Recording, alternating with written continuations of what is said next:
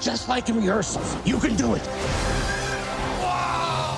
Salut à tous, bienvenue dans Story Movies. Au sommaire de nos envies de cinéma, Edouard Baird et Leila Bekti, acteurs engagés et complices dans la lutte des classes. C'est un culot dingue en fait. C'est comme moi quand j'ai lu le scénario, je riais tout seul, mais presque de malaise. Il met les pieds dans le plat, il a peur de rien. Tim Burton, créateur de merveilles avec Dumbo. Et Ryan Bensetti sur la piste de danse.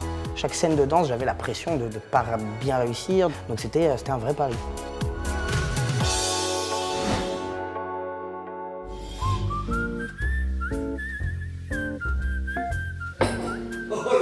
C'est formidable. On dirait vraiment c'est à l'époque de cinéma, derrière chaque porte une surprise.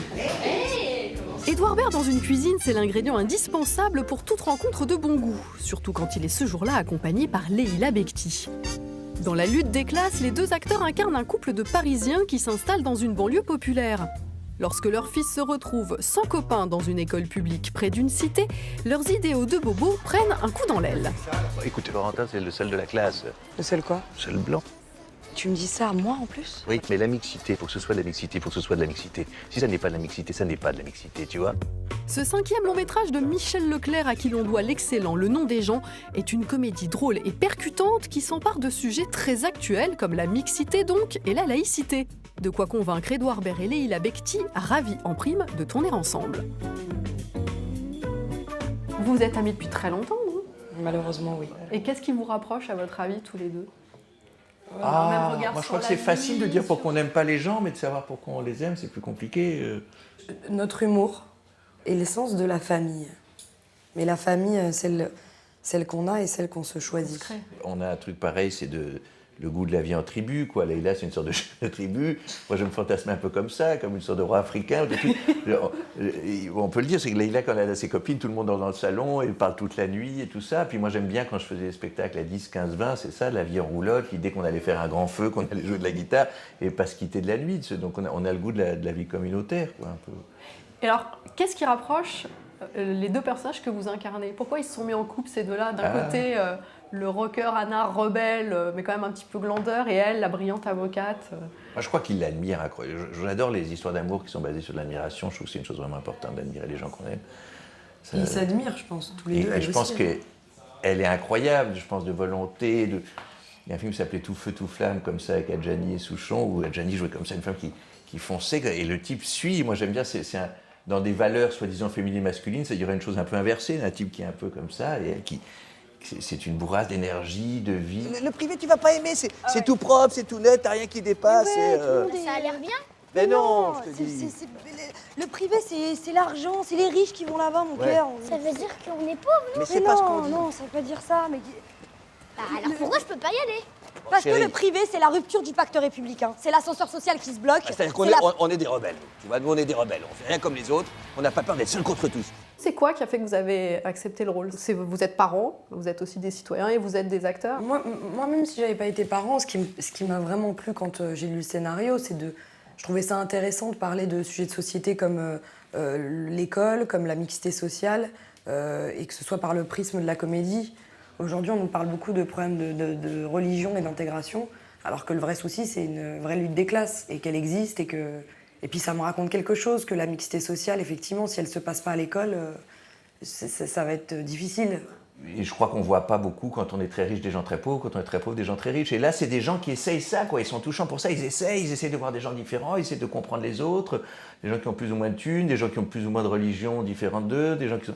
Et là où on s'arrêterait, eux, ils continuent, ces personnages-là, ça c'est super. Alors moi, je suis avocate et lui est musicien professionnel. Et je vois que vous avez fait un clip.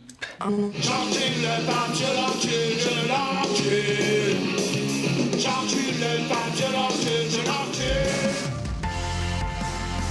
Il est bien, il est avec ses copains. Si des gens comme vous s'en vont de l'école, on est foutus, hein. Il paraît que vous avez pas mal débattu avec Michel Leclerc, vous n'étiez pas toujours d'accord sur le... Oui, parce qu'il y a un culot dingue, en fait. C'est comme moi, quand j'ai lu le scénario, je riais tout seul, mais presque de malaise. Je me suis dit, ah bon, il va jusque-là. Le personnage de Ramzy, il est incroyable, qui est fait directeur d'école. C'est une phrase qu'a vraiment entendu Michel Leclerc quand ses enfants étaient à l'école à Bagnolet, où le directeur lui a dit cette phrase folle, restez, on a besoin de gens comme vous dans l'école. On veut des blancs.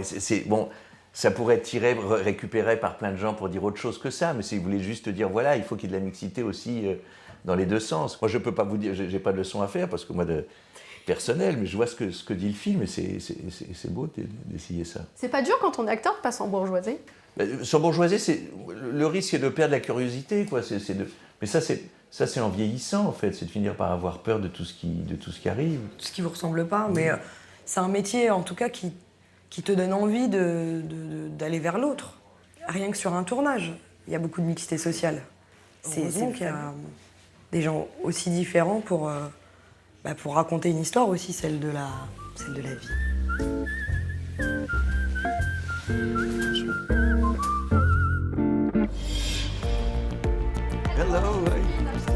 Un cinéaste qui nous émerveille depuis 30 ans et s'amuse. Quel bonheur que de rencontrer deux enchanteurs comme Tim Burton et Eva Green.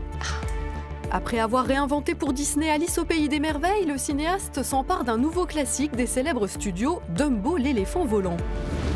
Un choix évident pour celui qui célèbre dans chacun de ses films la beauté de la différence.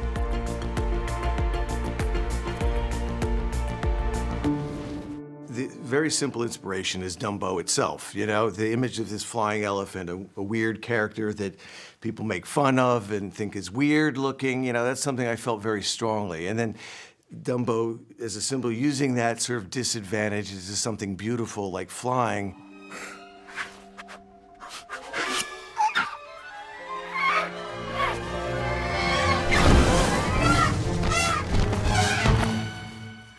Il n'y avait pas mieux que M. Burton pour adapter cette histoire au cinéma parce qu'il a ce talent de comprendre les cœurs incompris et de les célébrer. Et Dumbo en est le parfait exemple. Vous l'appelez M. Burton? Mr. Burton. Quelquefois, oui. Master. S'il avoue son attachement au dessin animé de 1941, Tim Burton s'en éloigne rapidement. Après sa naissance, Dumbo est recueilli par un vétéran de la Grande Guerre et ses enfants qui travaillent dans un cirque. Ses talents insoupçonnés vont susciter la convoitise d'un vénal directeur de parc d'attractions. Il va en faire sa nouvelle vedette aux côtés d'une acrobate rebelle, Eva Green.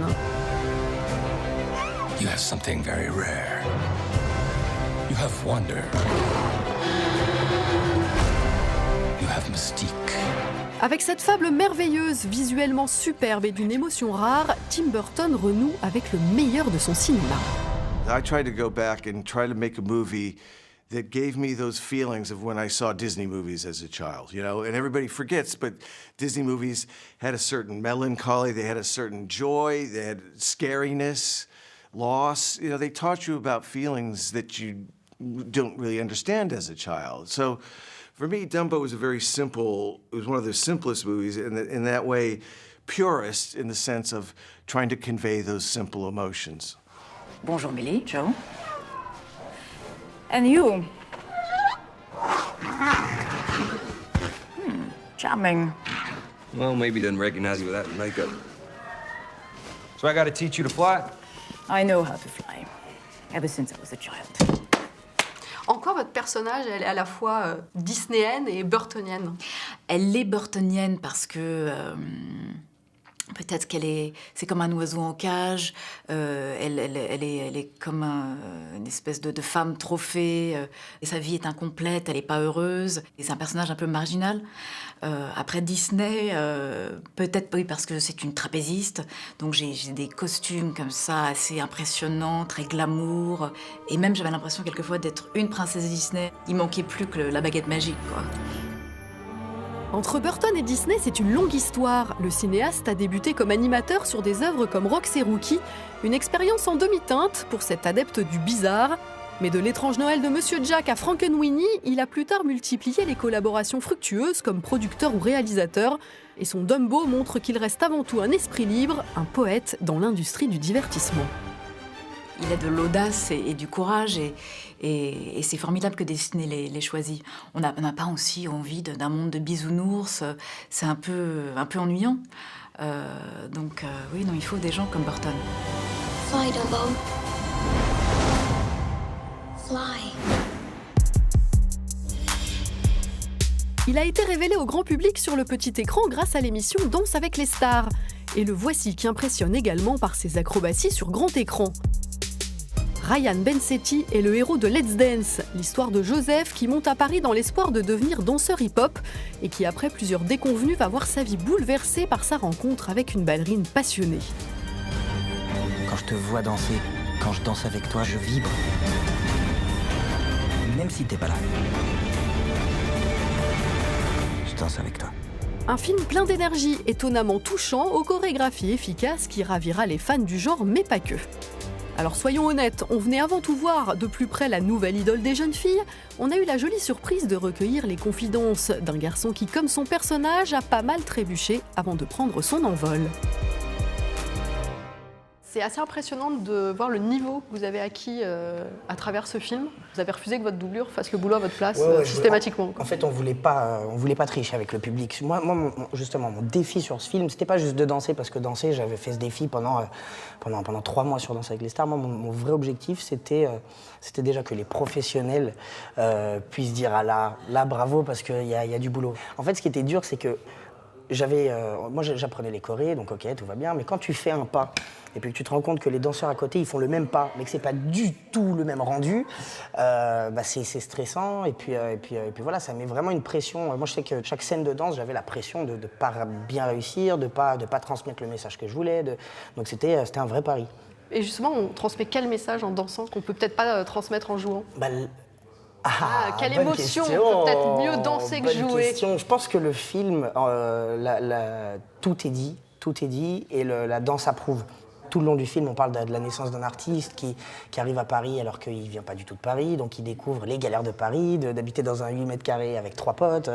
Donc c'est un film qui, en tout cas en termes d'émotion, qui parle de ça, qui parle vraiment du trac avant de monter sur scène, du trac de ne pas être à la hauteur, de la confiance en soi.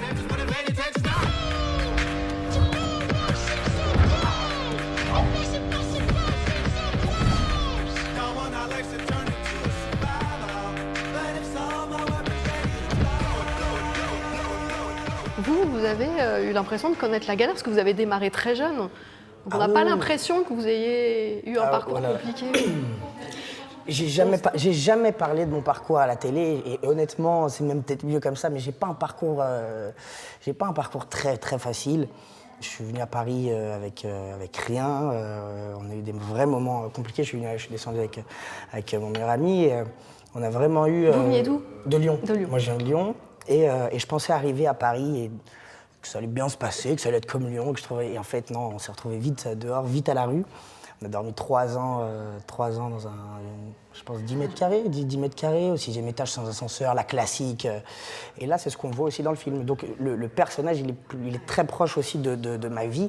C'est pour ça que j'espère en tout cas qu'il est bien joué, mais il y a beaucoup de moi en tout cas dans ce personnage. Qu'est-ce qui a fait que vous avez gardé la foi alors, quand vous galériez?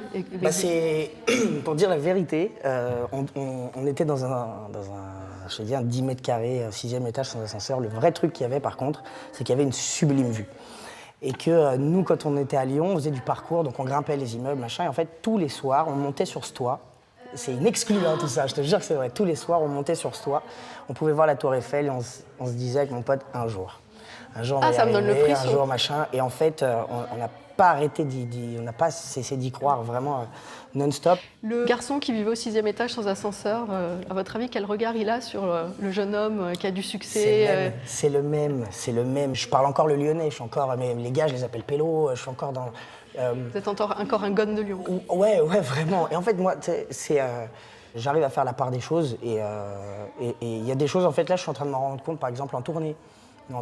Donc on voit beaucoup de gens qui se déplacent pour toi, il y a plein de gens. Donc oui, c'est là où on s'en rend un petit peu compte, mais j'ai pas envie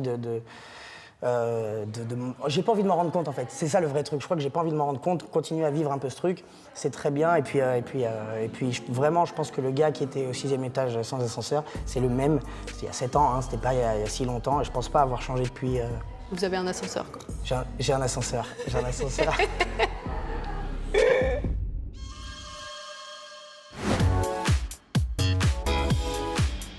La semaine prochaine dans Story Movies, Alexandra Lamy et José Garcia sans filtre. C'est la dame qui s'en embauche. Qu'est-ce qu'il raconte? Ah bah si. Et un réalisateur qui nous fait du bien, Hugo Gélin. Vous allez fondre pour sa comédie romantique Mon Inconnu. Hier encore, j'étais marié avec Olivia. Et là, je me suis réveillé dans cette nouvelle vie où ma femme n'est plus ma femme. C'est fou. C'est fou. C'est fou. C'est fou. Salut!